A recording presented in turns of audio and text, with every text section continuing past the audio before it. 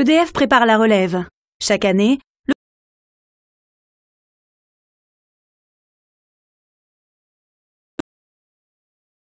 J'aurais jamais vu sauf un vrai poste et ça me permet de découvrir une autre palette de la fonction des ressources humaines. Pour moi, c'est un levier pour être plus facilement recrutable après.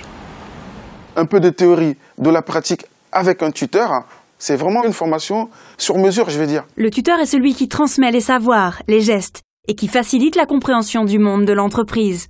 Quand on est tuteur, déjà, il y a une première étape qui est l'intégration. Puis, après, il y a une autre phase d'accompagnement, donc où là, on lui montre ce qu'il devra faire de manière plus opérationnelle. Et puis, une autre phase qui est davantage le préparer à travailler dans une entreprise, quelle qu'elle soit.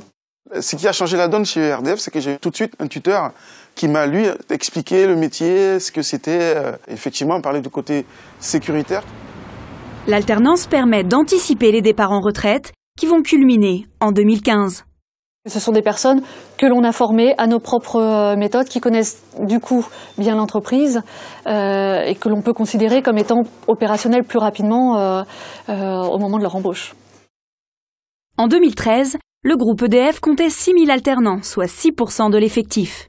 Chaque année, ce sont plus de 3 000 nouveaux alternants qui sont accueillis, dont près de la moitié sont recrutés dans le groupe.